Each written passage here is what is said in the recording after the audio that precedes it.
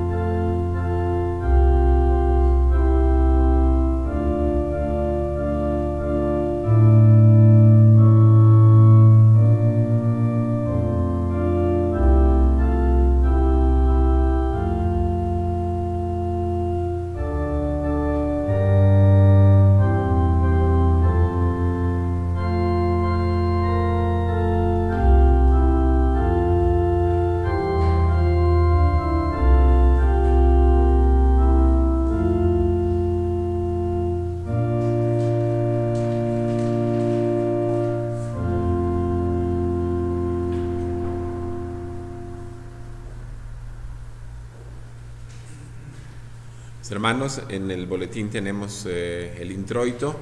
Vamos a comenzar con nuestro culto el día de hoy. Y Jesús les dijo: estas son las palabras que les hablé, estando aún con ustedes, que era necesario que se cumpliera todo lo que está escrito de mí en la ley de Moisés, en los profetas y en los salmos. Lucas 24:44.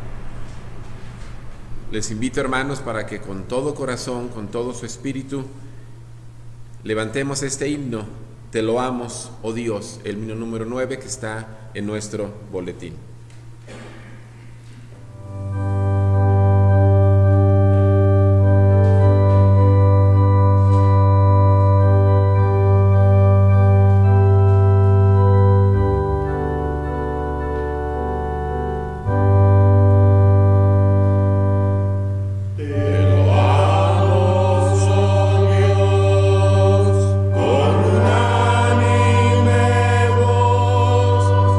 Que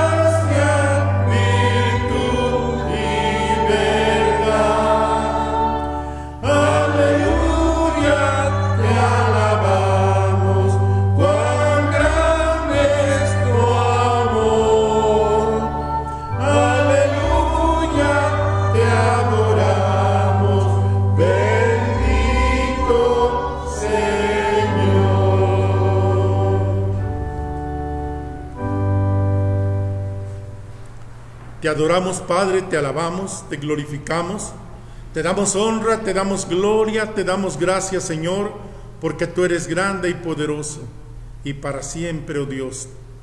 Tu palabra dice que para siempre es tu misericordia, suplicándote que tu Espíritu Santo descienda sobre este lugar, que podamos ser llenos de tu presencia, Padre amado, que tú nos unjas con tu Espíritu Santo, que tú des bendición a los que estamos en este lugar, Señor, que des bendición, Padre, a los que nos están escuchando en sus hogares, los que nos están viendo, donde quiera que nos estén viendo, Padre, que tu palabra llegue hacia allá y que tu Espíritu Santo sea el que reine, que podamos darte a ti la honra y la gloria, Señor, porque solamente tú eres merecedor de ella.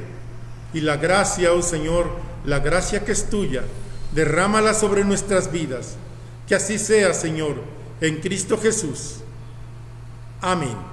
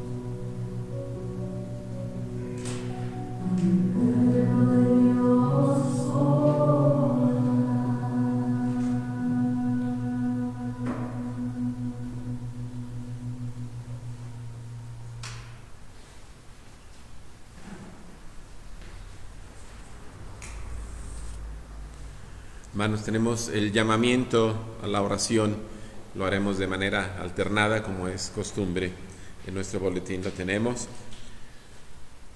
Justificados pues por la fe, tenemos paz para con Dios, por medio de nuestro Señor Jesucristo.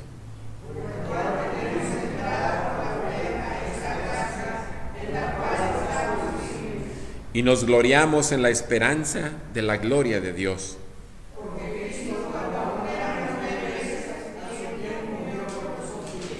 Difícilmente habrá quien muera por un justo.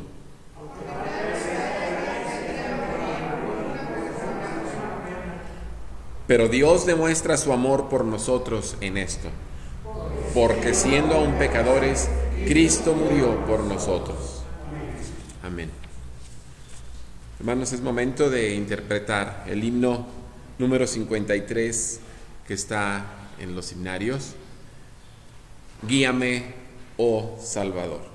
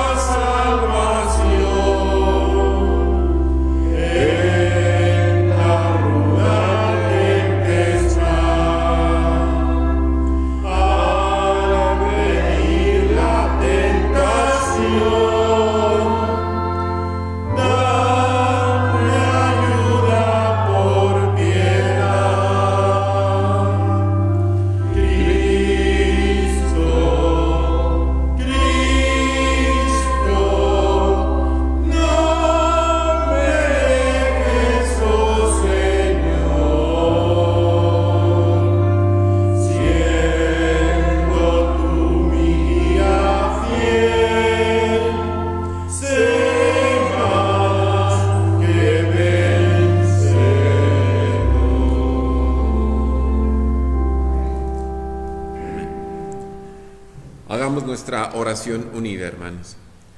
Señor, que los cambios a mi alrededor no me angustien, ni me hagan caer en temor o en el miedo al futuro, sino que pueda descansar confiado de los planes y caminos que tienes para mí.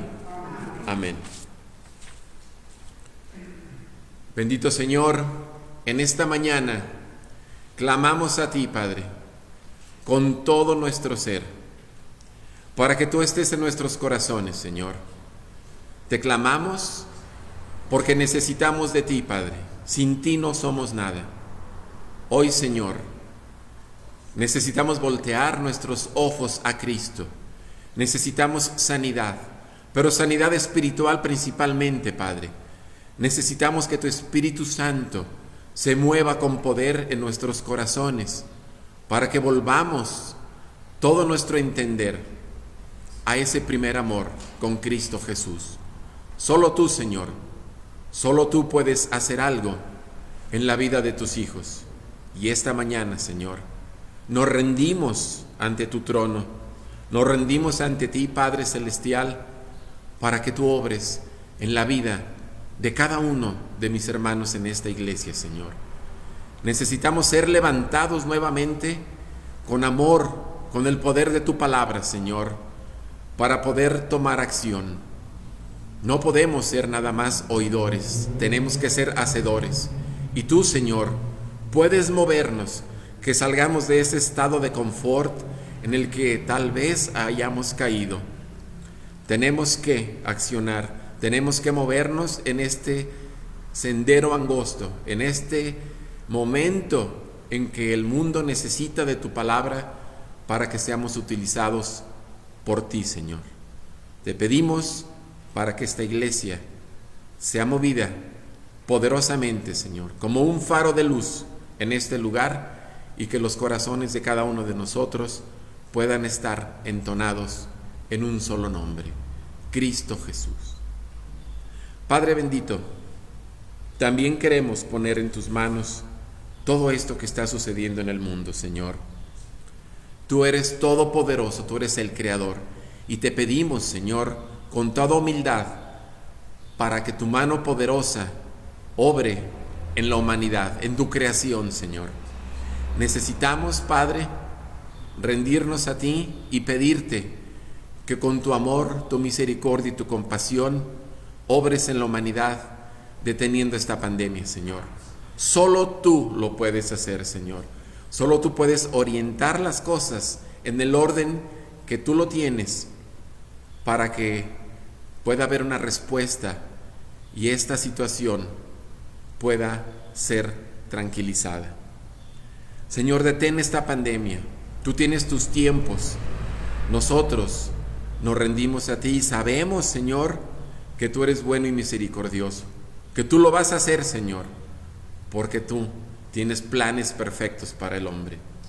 Así que, Señor, todo queda en tus manos para que esta pandemia sea detenida. Señor, también levanta, acrecenta la fe que ha depositado el Espíritu Santo en nosotros, en ese fruto hermoso. Necesitamos más fe, Señor, como lo pidieron también los discípulos a Cristo. Acrecienta nuestra fe. Nosotros también necesitamos en este momento saber que dependemos solamente de ti, Señor, que tú eres el hacedor y el controlador de todo. Necesitamos esa fe firme y fuerte para poder seguir adelante. Fortalécenos, Señor. Te pedimos protección para nuestras familias, Señor, para la familia de la fe, para la familia de cada uno de mis hermanos, para que estemos cubiertos con el manto protector de tu amor y tu misericordia, para que podamos quedar libres de todo contagio, Señor. En este momento nuestras familias necesitan estar unidas para continuar adelante, para no debilitarse, Señor.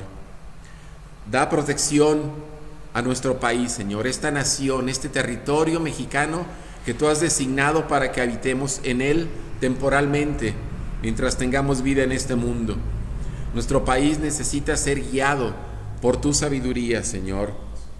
Cuida a nuestro estado, cuida a nuestro municipio. Despierta la conciencia de cada persona para que sepamos responsabilizarnos ante lo que está ocurriendo de acuerdo a tu propósito, Señor. Todos los países, todas las naciones en el mundo que están viéndose afectadas, Señor, cuida de ellas, cuida y dirige y guía los pasos de esas naciones para que puedan salir adelante, Señor. Te pedimos por todas las personas que están formando parte de un equipo médico, enfermeras, laboratoristas, investigadores, personal administrativo, Señor, que encuentran sus momentos en esos lugares ahorita, entregando su sacrificio, sus fuerzas, inclusive su salud, para atender a aquellos que lo están necesitando. Protégeles, Señor, y guíales con sabiduría para actuar conforme a lo que se está necesitando, Señor, y que seas tú guiando sus movimientos, sus decisiones, Señor, que no sea el sentido del hombre el que lo mueva, sino que sea el amor que tú dotas a nuestros corazones, Señor. Te pedimos por los que están enfermos, los que están recluidos en un hospital, que han sido contagiados por este virus, Señor, y por cualquier enfermedad, para que pongas tu mano, tu misericordia y tu Espíritu Santo pueda derramar una unción hermosa de sanidad, Señor, para que la gente se pueda recuperar. Nos dolemos con los que están dolidos, Señor. Los que se están recuperando es parte de nuestro gozo también, porque ahí vemos tu mano, Señor, en esta debilidad en donde tú te manifiestas con gran poder, Señor. Te pedimos también para que guíes la sabiduría, la inteligencia de todas las personas que se encuentran buscando, luchando por encontrar una solución médica a esta enfermedad, Señor, para que puedan tener éxito al hacerlo, pero no como personas, Señor, sino el éxito que viene de la sabiduría de lo alto, porque tú eres quien provee todo, Señor. Te pedimos por la situación económica de nuestro país, Señor, de cada familia, de nuestra conferencia y de esta iglesia en particular. Señor, la situación económica se está complicando cada día más. Gente se está quedando sin empleo, gente que tiene escasamente para comer y algunos ya están llegando a extremos de que no tienen sus 3 alimentos al día, Señor. Pero nosotros confiamos en ti porque tú eres nuestro proveedor, eres nuestro sustentador y esa fe la tenemos depositada en ti porque tú cuidas de que el pan no falte en nuestras mesas, Señor. Te pedimos también para que podamos aprovechar con sabiduría este tiempo, Señor, en el que la gente está buscando confiar en otro hombre. Tu palabra dice, maldito el que confía en el hombre. Nosotros confiamos en ti, Señor, y permítenos que sea el momento oportuno para compartir tu palabra, para llevar la luz y la sal a aquellos que no conocen de ti, Señor. Úsanos en este momento con el poder de tu Espíritu Santo para llevar consuelo y llevar esperanza y que sepa la gente del mundo que no te conoce que hay una oportunidad inmensa con tu gran amor y los brazos abiertos esperándoles, Señor. Padre Santo, cuida las fuentes de ingresos de todos aquellos que todavía tienen la oportunidad de recibir algo a través de sus trabajos, Señor. A los que se han quedado sin trabajo, provéeles, Señor. Ábreles la oportunidad, ábreles puertas, Señor, para que puedan tener el modo de recibir un ingreso para el sustento de sus familias. Tú no los vas a olvidar, Señor, no los vas a dejar. Por eso confiamos y clamamos a ti en esta mañana, Señor. Y Padre, da sabiduría a nuestros gobiernos, para que quien tiene que tomar las últimas decisiones lo hagan en un orden y de acuerdo a tu plan y a tu propósito. Que esa sabiduría mueva los corazones, toque corazones y todo sea para darte a ti la gloria y la honra. En el precioso nombre de Cristo Jesús te lo pedimos, Señor. Amén. Amén. Hermanos, en nuestro himnario vamos a elevar nuestras voces y nuestro amor a nuestro Dios con el himno número 47, 47, si la fe me abandonare. El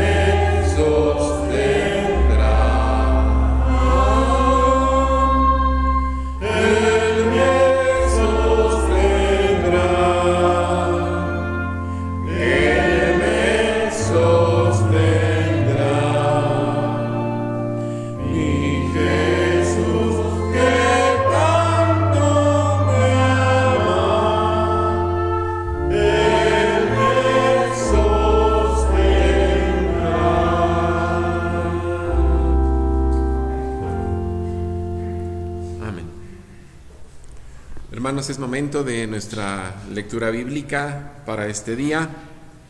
En el libro de Hechos, capítulo 1, versículos 1 al 11, lo haremos de manera alternada como lo hemos hecho siempre. En el primer tratado, oh Teófilo, hablé acerca de todas las cosas que Jesús comenzó a hacer y enseñar.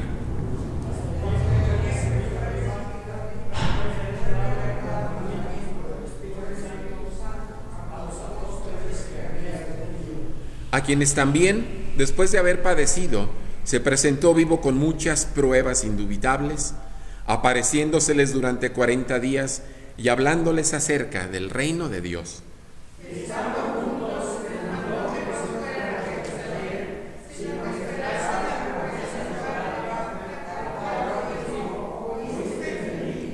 Porque Juan ciertamente bautizó con agua, mas vosotros seréis bautizados con el Espíritu Santo dentro de no muchos días.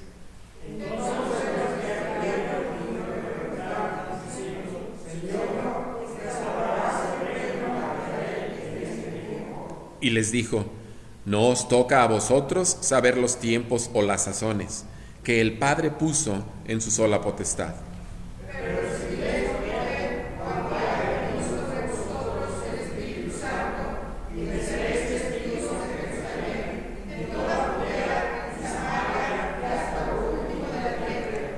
Y habiendo dicho estas cosas, viéndolo ellos, fue alzado y le recibió una nube que le ocultó de sus ojos.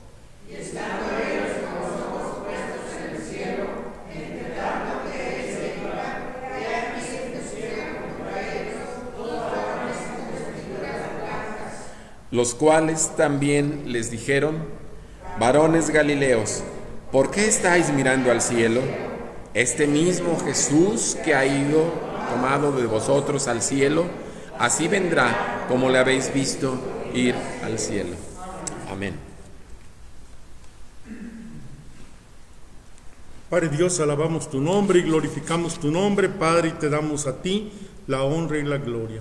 Señor, hemos escudriñado tu palabra y vamos a meditar en ella, rogándote, Padre, que sea yo el que hable, pero tu Espíritu Santo quien nos dirija y nos dé la enseñanza para cada uno de los presentes y de los que están en sus hogares, de los que nos están viendo en otras partes. Danos la enseñanza, Padre, de tu palabra a través de tu Espíritu Santo, en Cristo Jesús.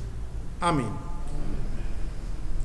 Hermanos, de acuerdo a la lectura bíblica del libro de Hechos, el pasaje que nos toca ver ahora, el tema sería sobre la ascensión de Jesús. Pero también como iglesia metodista recordamos el corazón ardiente de Juan Wesley, aquel hecho hermoso de Juan Wesley. Y quiero leerles la portada de nuestros boletines como introducción a este mensaje que tenemos el día de hoy. Dice: en el curso de la historia, el cristianismo ha demostrado su asombrosa capacidad de renovación espiritual. Muchas veces se ha visto invadido por doctrinas extrañas y ha atravesado épocas de decadencia que parecen anunciar su próximo desplome. Pero otra vez, el Espíritu de Dios, que opera a pesar de todo, produce movimientos de reforma que lo depuran y le infunden valor y le siguen impulsando hacia adelante. El principal movimiento de renovación fue el de la Reforma del siglo XVI con Martín Lutero. Pero una de esas reformas fue el gran avivamiento conocido con el sobrenombre de metodismo, que tuvo como principal iniciador a un ministro de la Iglesia de Inglaterra o la Iglesia Anglicana llamado Juan Wesley en el siglo XVIII. El 24 de mayo de 1738, en la capilla de Aldersgate, mientras un laico leía el prólogo de Lutero a la epístola de los Romanos, Wesley lo describió en un pasaje de sus famosos recuerdos, como a las 9:15, mientras escuchaba la descripción del cambio que Dios opera en el corazón por la fe en Cristo, sentí arder mi corazón, y de una manera extraña sentí que confiaba en Cristo, y en Cristo solamente para mi salvación, y recibí la seguridad de que Él había borrado mis pecados y que me salvaba a mí de la ley del pecado y la muerte. Así fue cuando más tarde llegó a su vida la arrolladora experiencia personal de la gracia divina y cuando encabezó el más poderoso avivamiento cristiano de la época y uno de los más poderosos de la historia. Volvemos al pasaje del libro de Hechos, hermanos. Después de la resurrección de nuestro Señor Jesucristo, nuestro Salvador, resucitó y conversó repetidas veces con sus discípulos. La Biblia nos dice que esto fue después de la resurrección de Cristo. Durante 40 días Jesús hizo varias apariciones y conversó en varias veces con los discípulos, dándoles infalibles pruebas de su realidad. Para los discípulos, el reino del cual había hablado Jesús se había convertido en una ilusión, pues su líder, Jesucristo, había sido crucificado, había sido muerto y sepultado. Pero lo importante de todo esto es que Jesús no se quedó en la tumba, Jesús resucitó. Pero Jesús ya no estaba de diario con los discípulos como lo había estado con anterioridad. Entonces el reino del cual les había hablado Jesús a los discípulos y a los seguidores se convirtió solamente en una ilusión. Los discípulos se habían congregado en una oscura habitación en Jerusalén, con las puertas cerradas por el temor de ser apresados. No podían dudar de las apariciones de su maestro, pero tenían la mente confusa a raíz de lo ocurrido, que prefirieron salir de la ciudad donde les habían pasado tantas cosas extrañas y prefirieron regresar a sus hogares. Lo más probable es que los discípulos dijeron: ya este Jesús que había estado con nosotros ya fue muerto, ya no está de continuo. Sí se ha aparecido, pero no está de continuo con nosotros. Yo creo que todo lo que nos dijo ahí se va a quedar y vamos a regresar a nuestros hogares. Se acercaron al territorio que les era familiar, en la cima de una colina situada al sur de Capernaum. Extendieron su vista para ver el lago que se veía. Se veían las casas de sus vecinos, la sinagoga donde habían adorado a Dios con tanta frecuencia en años pasados y en donde Jesús había predicado. Se veía el mercado en el cual habían llevado a cabo sus negocios. Ahí estaban las barcas que habían dejado para seguir a Jesús. Les sería fácil retomar el hilo de su vieja vida y comenzar de nuevo sus ocupaciones habituales. A Jesús no lo podían olvidar, pero él ahora había pasado a otro reino. Sus botes de pesca les ofrecían una ocupación remunerativa. Sus familias necesitaban ayuda y las exigencias y promesas del pasado se convertían rápidamente en recuerdos solamente. ¿Por qué no reanudar sus ocupaciones y olvidarse de aquellos sueños destrozados?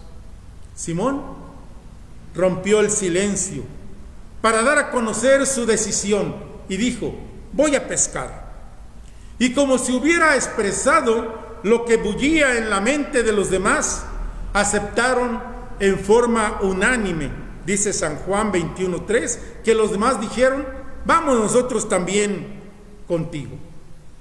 Vamos, aquello ya pasó, ya quedó en el olvido, vamos a empezar una nueva vida, vamos a regresar a nuestros quehaceres habituales, vamos a pescar. Al poco rato reunieron sus redes, se internaron en el mar. La suave brisa del atardecer alivió su cansancio. Después del calor del día y las actividades de la pesca, desviaron su atención, sus desilusiones y dudas.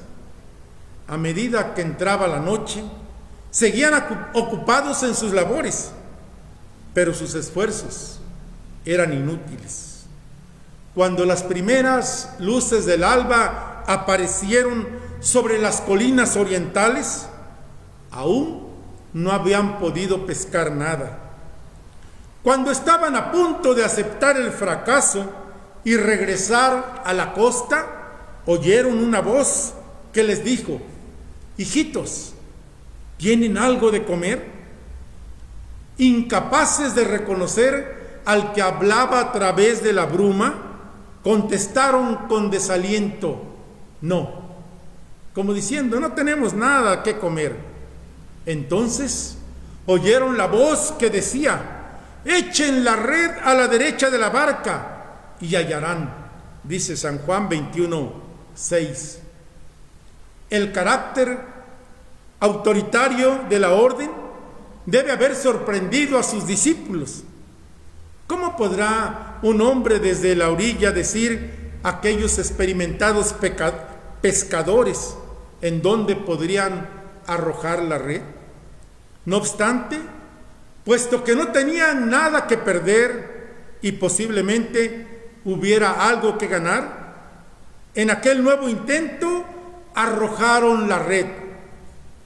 La superficie del lago comenzó a agitarse mientras los peces trataban de escapar, y aquellos hombres descubrieron que esa era la pesca de la temporada.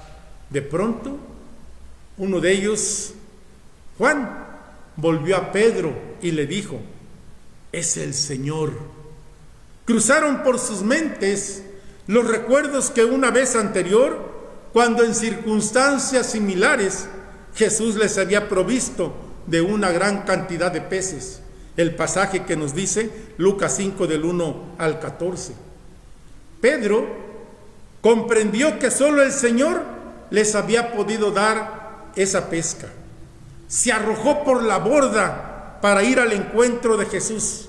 Los otros condujeron la barca repleta de peces hasta la orilla, sabiendo que aquellos hombres tenían frío y hambre.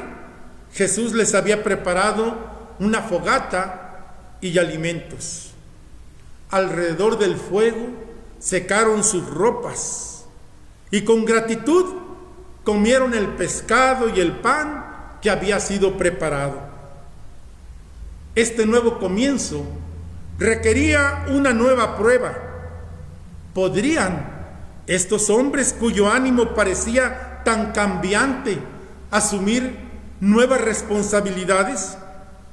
Simón Pedro, que había sido el vocero de los 12 y aún era reconocido como líder, su negación era conocida por todos ellos, pero Jesús le había visitado y había llegado el momento de recibir de Pedro una confesión abierta que representara la consagración de este discípulo, así como su negación había representado su fracaso. El Señor le formula una pregunta: Simón, hijo de Jonás, ¿me amas más que estos? Y en este pasaje me encanta, hermanos, porque lo que está diciendo Jesús los está llevando a Pedro a una confesión. Simón, hijo de Jonás, ¿me amas más que estos? ¿Cómo respondería Simón? Jesús empleó este nombre que representa al viejo hombre irreflexivo, impulsivo, inconstante, que había sido reemplazado por Pedro, la piedra estable y sólida. ¿Podía cumplir las esperanzas de Jesús? ¿Pedro estaría dispuesto a hacerlo? Aunque avergonzado, Pedro estaba deseoso de recobrar el afecto de Jesús y la estimación de los demás apóstoles, lo que respondió: sí, Señor. Jesús le dice: Pedro, ¿me amas más que estos? Y Pedro le responde: sí, Señor, tú sabes que te quiero. Esa es la respuesta que está dando Pedro. El Señor le dice, ¿me amas? Y Pedro le está diciendo, sí, Señor, tú sabes que te quiero. No era el mismo tipo de amor que estaba exigiendo Jesús. Lo que estaba dispuesto Pedro a dar era un amor diferente. Pedro, ¿me amas? Sí, Señor, tú sabes que te quiero. Jesús le respondió con un mandamiento: apacienta mis corderos. Nuevamente le pregunta: Simón, hijo de Jonás, ¿me amas? Y Pedro le vuelve a contestar: sí, Señor, tú sabes que te quiero. No es el mismo tipo de amor. Y el Señor le dice: pastorea mis ovejas. Jesús le hace la pregunta final. Cuando Jesús vio que Pedro no estaba dispuesto a dar el mismo tipo de amor que le estaba exigiendo Jesús: ¿me amas? Amar y querer no es lo mismo. Sabemos que no es lo mismo. Jesús le dice: Simón, hijo de Jonás, ¿me amas? Y Pedro le contesta: sí, Señor, tú sabes que te quiero. Cuando Jesús se dio cuenta que Pedro no estaba dispuesto a dar el mismo tipo de amor que estaba exigiendo Jesús, tuvo que bajar a lo que estaba dispuesto a dar Pedro. Y la tercera pregunta es: Pedro, ¿me quieres? Y Pedro le contesta: sí, Señor, tú sabes que te quiero. La afirmación de Pedro fue seguida por la repetición de la orden de Jesús: apacienta mis ovejas. Aquí le estaba diciendo prácticamente el trabajo que tenía que hacer Pedro, el pastoreo. Tenía que dejar aquel trabajo de la pesca. Por eso el Señor le dice: ¿me amas más que estos? La Biblia no nos dice a qué se estaba refiriendo. Probablemente más que estos a los demás discípulos, o más que estos a los peces. Pero le estaba exigiendo una entrega total. Apacienta mis ovejas, primero apacienta mis corderos. Lo estaba enviando a apacentar, lo estaba enviando a predicar, lo estaba enviando a pastorear. Esto es el trabajo que Jesús le estaba dejando a Pedro que hiciera. La triple prueba a la que Jesús sometió a Pedro es una aplicación del principio central de la ley de Dios: y amarás al Señor Jehová tu Dios con todo tu corazón, de toda tu alma y con todas tus fuerzas. Recordemos Deuteronomio 6:5. La relación justa entre Dios y el hombre es la de amor. Amor ágape, como una pregunta de Jesús que representa la actitud voluntaria de preocupación genuina por los intereses y bienestar de otro. ¿Estás dispuesto a dejar esto y seguirme y hacer lo que yo te ordeno? Eso es lo que nos está pidiendo el Señor Jesús. ¿Estás dispuesto a dejar la comodidad a la que por tanto tiempo te has conformado en ella y seguirme y compartir la palabra de verdad, compartir la palabra de salvación? La eficacia exige siempre sufrimiento y sacrificio. Como consecuencia de la triple declaración de amor de Pedro, Jesús le contesta: sígueme. Le estaba exigiendo que compartiera la experiencia de la cruz. Conmovido por este reto, Pedro miró a su alrededor a ver si había algún otro que compartiera su responsabilidad. Ese pasaje que leímos al final del Evangelio de Juan también nos habla de este pasaje, cuando Pedro va caminando con Jesús y detrás de ellos va Juan. Pedro y Jesús van adelante caminando, platicando, pero detrás de ellos va Juan. Y aquí Pedro voltea a ver si esta responsabilidad me la estás dejando a mí solo, Señor, o habrá alguien. ¿Quién habrá que me va a ayudar en esta responsabilidad? Y voltea para atrás y ve que va Juan atrás de ellos. ¿Y qué hay de este Señor?, le dice respecto a Juan. Y el Señor le dice: ¿y qué a ti? ¿Qué a ti? Sígueme tú. Sígueme tú, el compromiso es tuyo, sígueme tú, lo demás déjalo, yo lo tengo que ver con los demás, pero en este momento te estoy haciendo a ti una invitación, sígueme tú. El creyente puede decir que amará a Cristo solamente mientras se sienta dispuesto a hacerlo o hasta que algún cambio o circunstancia lo perturbe. Debe mantener su atención en el retorno de Cristo y mantener su primer amor. Ahí en Hechos 1:4, y estando juntos, les mandó que no se fueran de Jerusalén. Les dice a los discípulos, ya tuvo ese encuentro con Jesús, ya le dijo, si quiero que Él quede respecto a Juan, si quiero que Él quede hasta que yo venga, que a ti, sígueme tú. El compromiso de seguir a Jesús, hermanos, es personal. A veces nosotros queremos que los demás sigan a Jesús. Tú quieres que tu familia siga a Jesús. Tú quieres que tu familia cumpla las ordenanzas de Jesús. Y a veces le dices a tus hijos, vamos a la iglesia, o vénganse, los voy a llevar a la iglesia. Pero tú te quedas haciendo otras cosas. O a tu esposa, ya es hora de que se vayan a la iglesia, pero tú te quedas haciendo otras cosas. Y el compromiso de Jesús, hermanos, con nosotros es un compromiso personal. Cada uno tiene que responder a la invitación que Jesús nos está haciendo. Recordemos que no podemos ser salvos porque mi familia es salva, ya voy a ser salvo yo. Porque mis amigos son salvos, ya voy a ser salvo yo. La salvación es personal. El compromiso delante de Dios también es personal. Cada quien tiene que responder al llamado que Jesús nos está haciendo. Ahí en el pasaje de Hechos 1:4 dice, y estando Jesús, estaba junto con ellos, les mandó que no se fueran de Jerusalén, sino que esperaran la promesa del Padre. Les condujo al monte de los Olivos y estando en este lugar se elevó al cielo en presencia de ellos, para permanecer allí hasta que de nuevo vuelva el último día a juzgar a los vivos y a los muertos. Pasaje de Hechos 1:9-11, y así nos habla el credo de los apóstoles referente a Jesús, donde vendrá a juzgar a los vivos y a los muertos.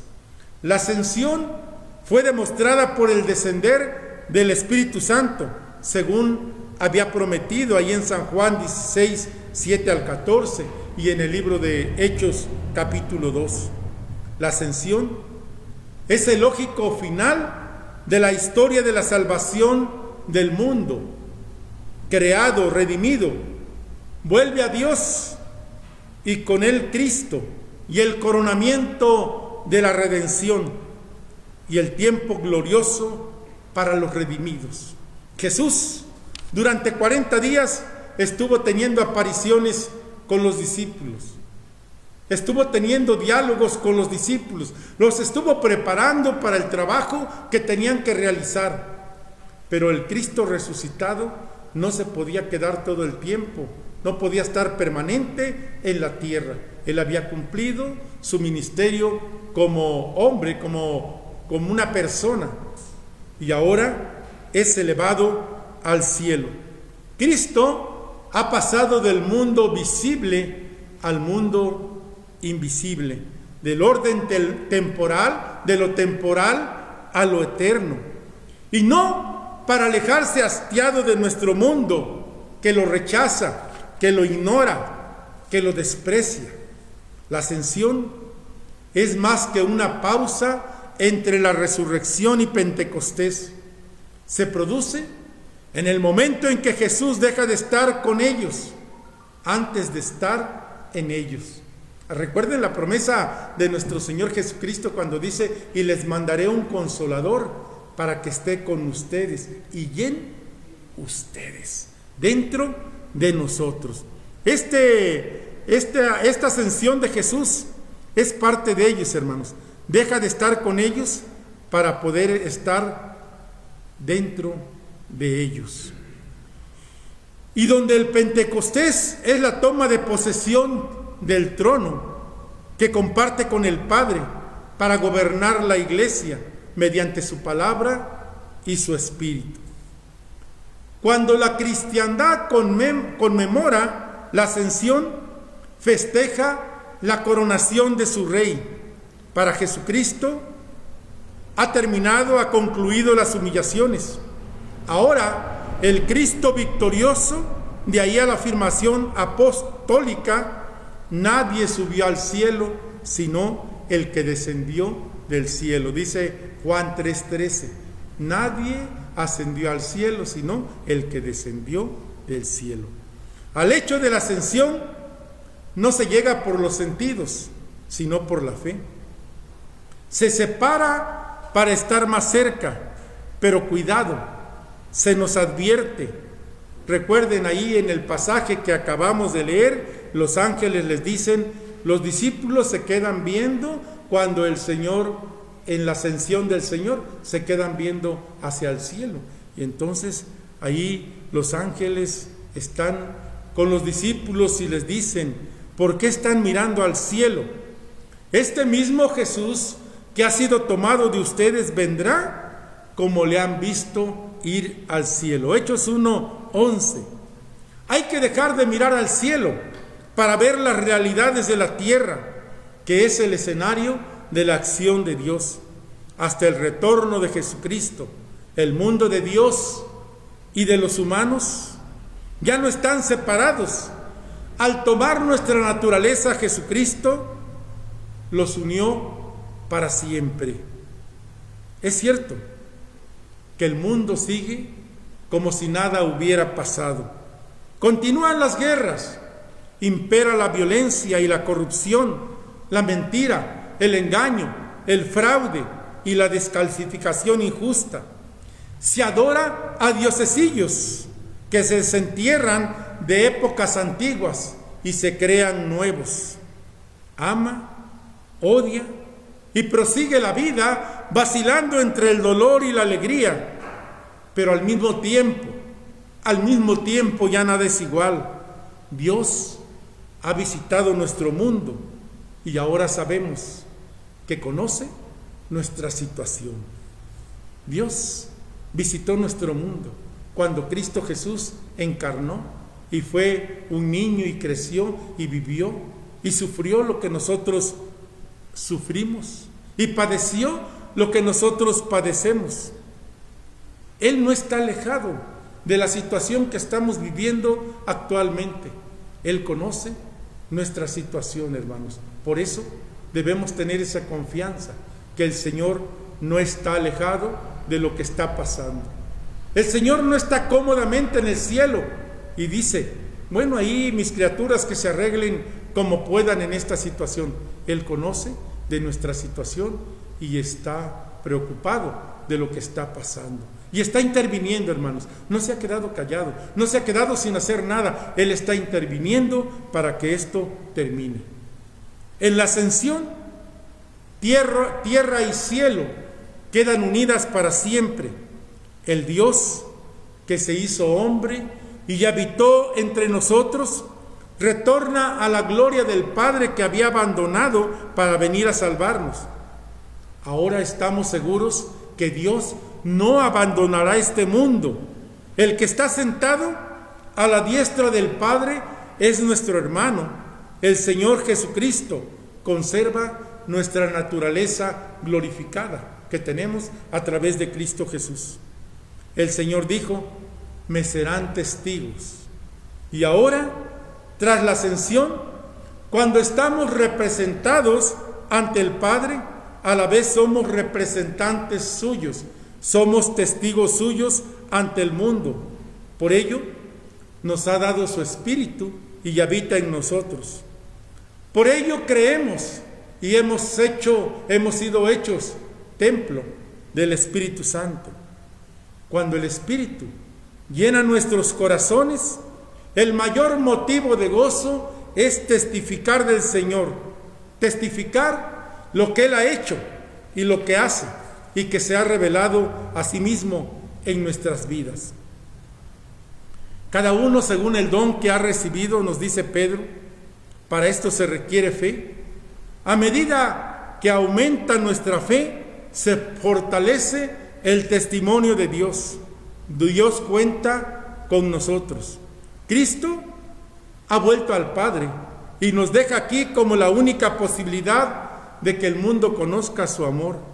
Solo los cristianos podemos ser testigos de Cristo. Nadie puede hacerlo en nuestro lugar. El mundo sabrá de Cristo lo que nosotros le digamos al mundo. Para eso nos dejó en el mundo.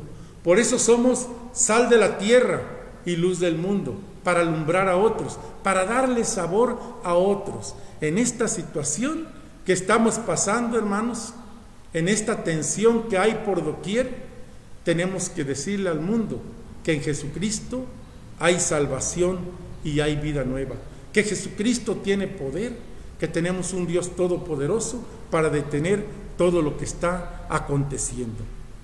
Fue realmente la naturaleza humana de Cristo la que ascendió y así triunfó gloriosamente de la muerte y del infierno como cabeza del cuerpo, la iglesia, estando bendiciendo a sus discípulos, alejándose de ellos, dándoles con este acto una última prenda de su perfecta bendición. Multitud de huestes celestiales le acompañaron y le dieron la bienvenida.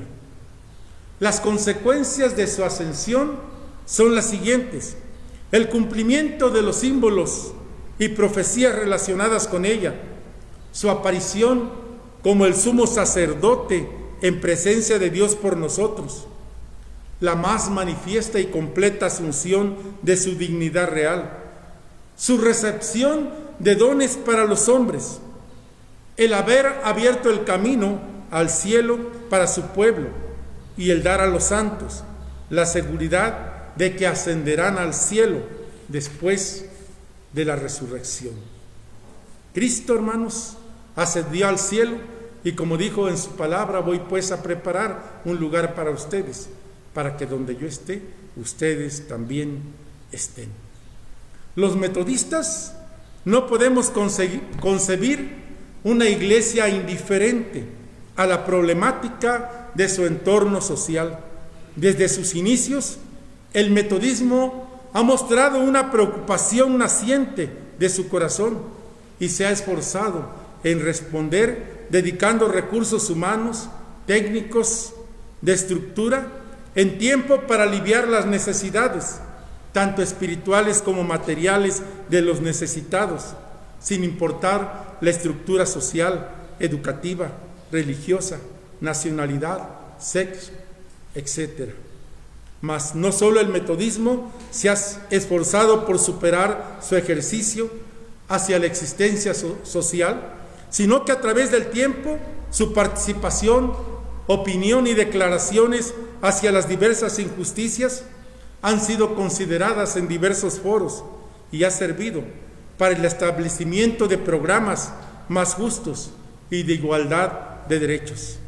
Una iglesia, hermanos, una iglesia que no solo se preocupa por lo espiritual, que no solo vive pensando en el cielo, sino que está viviendo la realidad que vive nuestro alrededor.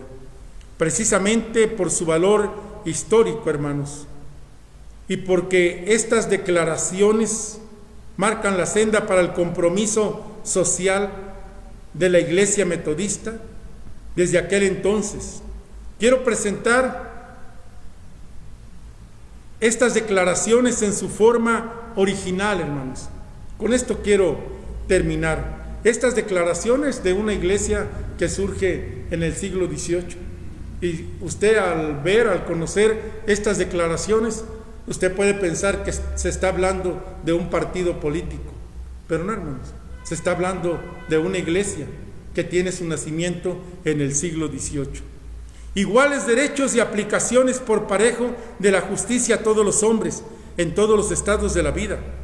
Protección de la familia por la simple norma de la pureza moral, reglamentación adecuada del matrimonio, leyes específicas acerca del divorcio, habitaciones sanas, cómodas, bellas, la mayor oportunidad posible para el crecimiento físico, intelectual y moral del niño y del joven, por todos los medios legítimos que estén a nuestro alcance. Abolición del trabajo que daña a los niños. Reglamentación adecuada del trabajo de las mujeres, especialmente de las madres, y salvaguardia de su ambiente físico y moral.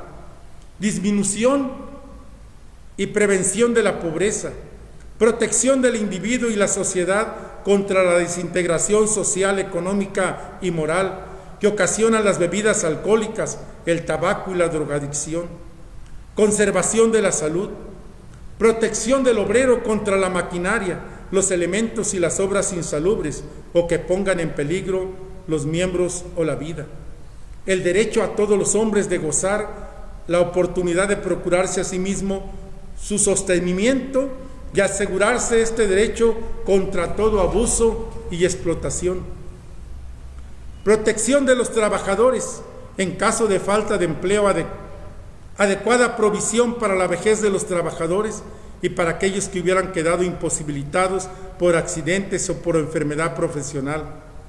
El derecho de organizarse, tanto los obreros como los patrones, y de usar medios justos de conciliación y arbitraje en los conflictos del trabajo.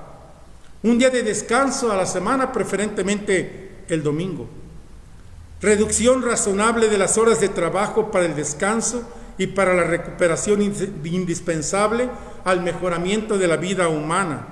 Un salario adecuado para cubrir las necesidades del individuo y el salario máximo que los patrones puedan dar. Mayor énfasis en la aplicación de los principios cristianos relativos a la adquisición y el uso de la propiedad. Y finalmente, la repartición equitativa del producto de la industria. Esto, hermanos, nace de los principios de una iglesia. Decía hace un momento, no nace de un partido político. Usted cheque los principios que tiene la iglesia metodista desde el siglo XVIII, y ahí se va a encontrar con estos principios que hablan no solamente de lo espiritual, sino también del bienestar material. Wesley, antes de morir, ya estando a punto de morir, dijo: lo mejor de todo es que Dios está con nosotros.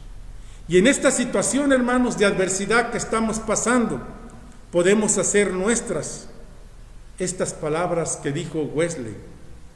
Y es lo que podemos decir en esta adversidad que estamos pasando. Lo mejor de todo es que Dios está con nosotros. Dios está con nosotros, hermanos. Te alabamos, Padre. Te glorificamos, Señor. Y te damos honra y te damos gloria y te damos gracias, Señor, porque hay situaciones difíciles por las cuales estamos pasando y en las cuales estamos viviendo, Señor. Pero tenemos esa confianza y esa esperanza, Padre, que tú estás con nosotros. Tú viniste a este mundo que tú mismo creaste, Padre, y te hiciste hombre como nosotros, Señor, y pasaste las adversidades que pasamos nosotros. Y por lo tanto, Dios, tenemos la seguridad que no estás lejos de nosotros. Tú estás con nosotros. Ayúdanos a comprenderlo de esta manera, que todo esto va a pasar, Padre, porque tenemos un Dios que es amoroso y que se compadece de su creación. Gracias, Padre, en el nombre de Cristo Jesús. Amén. Dios les bendiga.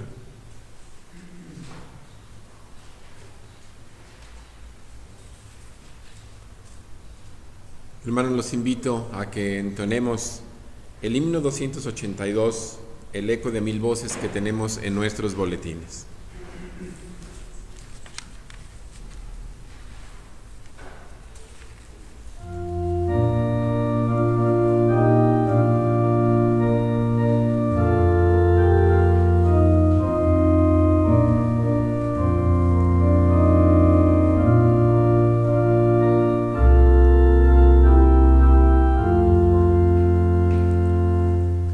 El eco de 1000 voces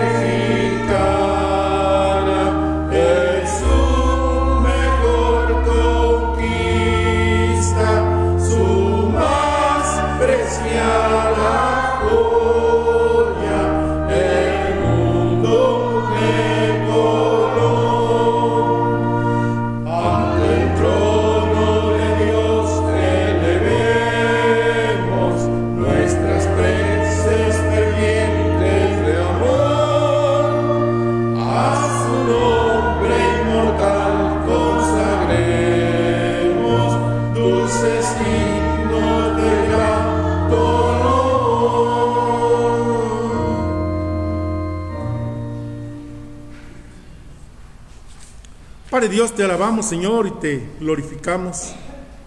Y te damos muchas gracias, Señor, por este día que tú nos regalas, Señor. Suplicándote, Padre Santo, que la bendición tuya llegue a todos los rincones, Señor, de tu creación. Que esta bendición, Padre, sea con los hermanos que están aquí presentes, que sean con los que están en sus hogares, Señor.